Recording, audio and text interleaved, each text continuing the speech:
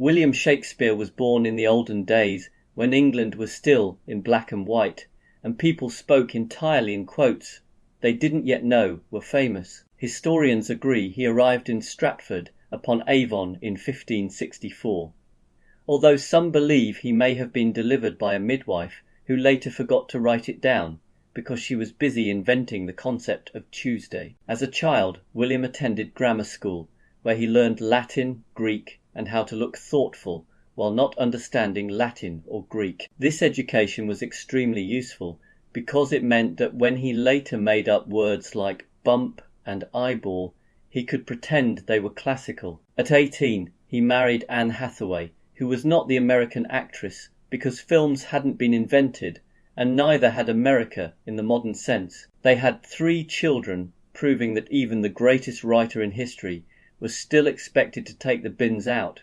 although the bins were probably just a hopeful hole. Soon after, Shakespeare went to London to become an actor.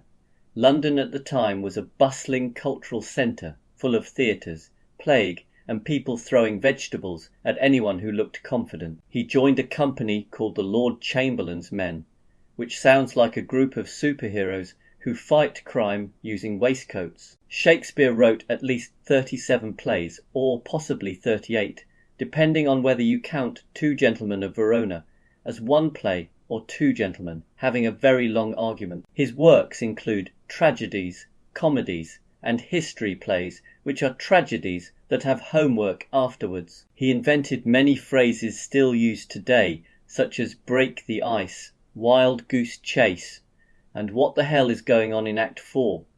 Nobody knows exactly how he wrote so much. Some experts think he worked very hard, while others believe the plays were written by someone else called Shakespeare, who looked identical and lived in the same house, which would have been an incredible coincidence. He performed at the Globe Theatre, a wooden building shaped like a donut that occasionally caught fire to keep the audience alert. There were no special effects, so when a character needed to disappear, they simply walked off while everyone pretended not to notice, which is still how politics works. In 1616 Shakespeare died, possibly from a fever, possibly from too much excitement about inventing the knock-knock joke. He left his second best bed to his wife, which sounds rude but was actually the Elizabethan version of a romantic gesture, like buying someone a toaster with only one slot. Today he is regarded as the greatest writer in the English language,